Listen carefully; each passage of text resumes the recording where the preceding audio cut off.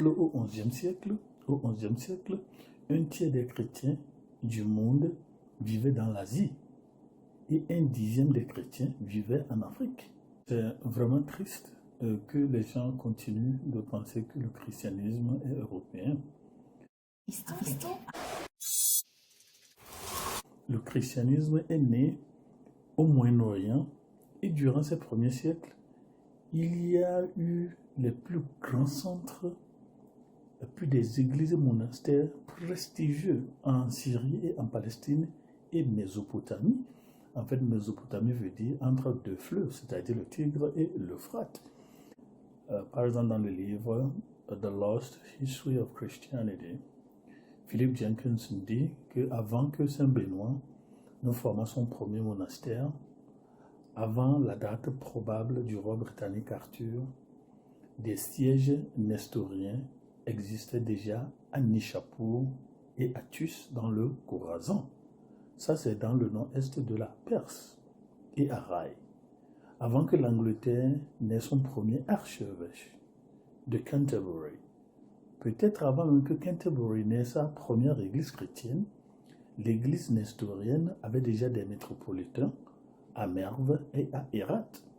Là, nous sommes dans l'actuel Turkménistan et Afghanistan.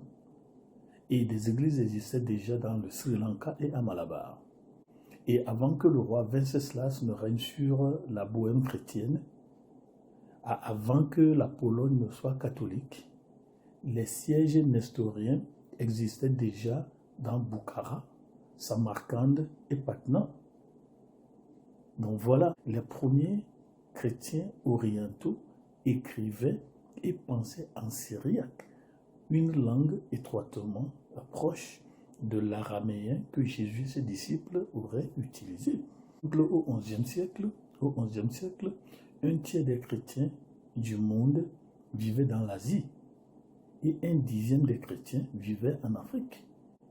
Et un monde chrétien allant de l'Est à partir de Constantinople à Samarcande et de l'Alexandrie au désert de l'Ogaden, presque à l'équateur. Parler de la splendeur et du nombre des églises et monastères, les vastes éruditions, la spiritualité. L'Irak était à la fin du Moyen-Âge le cœur spirituel et culturel de la chrétienté, tout comme l'était la France ou l'Allemagne ou bien sûr l'Irlande. Donc l'Irak et la Syrie étaient les bases des deux grandes églises transnationales que les catholiques et les orthodoxes appelaient les hérétiques.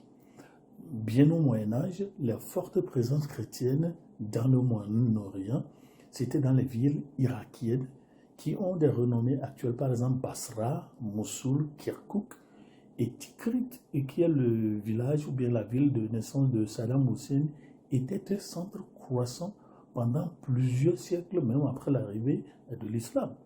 Donc voilà la vraie histoire du christianisme. Je ne sais pas pourquoi, colonialement, on nous a fait croire simplement que le christianisme venait de l'Europe. Ça, c'est bibliquement et historiquement faux. Alors, Histoire Afrique, levez le voile collant et laissez parler la Bible elle-même. Au revoir.